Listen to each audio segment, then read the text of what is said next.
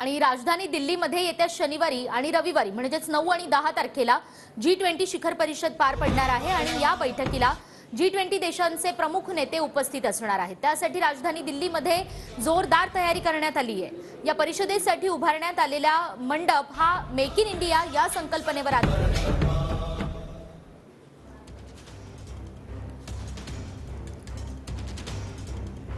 तर आपण पाहतो आहोत G20 शिखर परिषदेसाठी संपूर्ण राजधानीमध्ये मोठा उत्साह दिसतोय।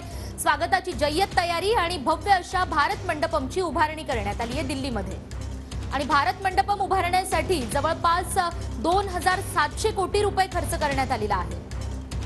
मेक इन इंडिया या संकल्पनेवर या भारत मंडपमची उभारणी करण्यात आली आहे आणि भारत मंडपमच्या प्रत्येक मजल्यावर आणि प्रत्येक खोलीवर भारतीय संस्कृती आणि भारतीय परंपरेची अमिट छाप असणार आहे। या भारत मंडपममध्ये 26 पॅनलची डिजिटल भिंत उभारण्यात आली आहे।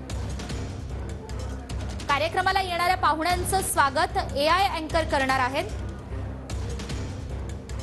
तर भारतीय लोकशाहीची कथा सुद्धा डिजिटल भिंतीवर दाखवण्यात येणार आहे। डिजिटल भिंतीवर ती कथा चितारण्यात येणार आहे। इंडिया ऑन दी मून हा 4.5 मिनिटांचा चित्रपट सुद्धा भारत मंडपम मध्ये सादर होईल। भारताच्या चांद्रयान मोहिमेच्या यशासंदर्भातला हा चित्रपट आणि त्यानंतर भारत मंडपम मध्ये खास अशी सांस्कृतिक कॉरिडॉरची सुद्धा उभारणी करण्यात आली आहे। सांस्कृतिक कॉरिडॉर स्वतःच एक डिजिटल संग्रहालय असेल आणि G20 देशांमधून आणलेल्या कलाकृती आणि संस्कृतींच्या प्रातिनिधिक कलाकृतींचं सादरीकरण या ठिकाणी केलं जाईल।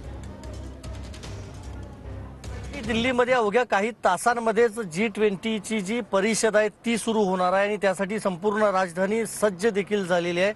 ज्या भागामध्ये ही परिषद होणार आहे सध्या त्याच भागामध्ये मी आहे, म्हणजेच राजधानी दिल्लीतल्या प्रगती मैदानाजवळ।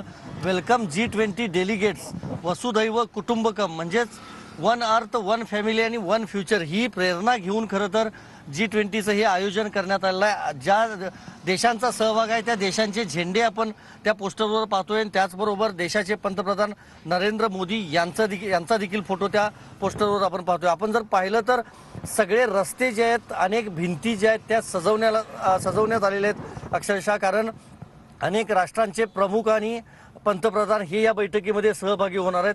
आत्ता आपण पाहतोय बाजूचा हा जो रस्ता आहे तो देखील पूर्णपणे सजवण्यात आलेला आहे। मोठी सिक्युरिटी जी आहे ती संपूर्ण या सगळ्या भागामध्ये तैनात करण्यात आली आहे आणि प्रगती मैदानावर खरं तर ही G20 ची जी परिषद आहे ती होणार आहे। आपण पाहतोय हेच ते हाच तो मुख्य परिसर आहे ज्या ठिकाणी ही सगळी परिषद होणार आहे। त्यामुळे म्हणजे जितकं सजवता येईल या सगळ्या संपूर्ण परिसराला तितका सजवण्याचा प्रयत्न प्रशासनाकडून करण्यात आलेला आहे, कारण वेगवेगळ्या देशांचे प्रतिनिधी खरं तर यामध्ये सहभागी होत आहेत। दुसरं महत्त्वाचं म्हणजे या सगळ्या निमित्तानं VVIP सुरक्षा व्यवस्था जी आहे ती संपूर्ण या भागामध्ये आपल्याला पाहायला मिळते।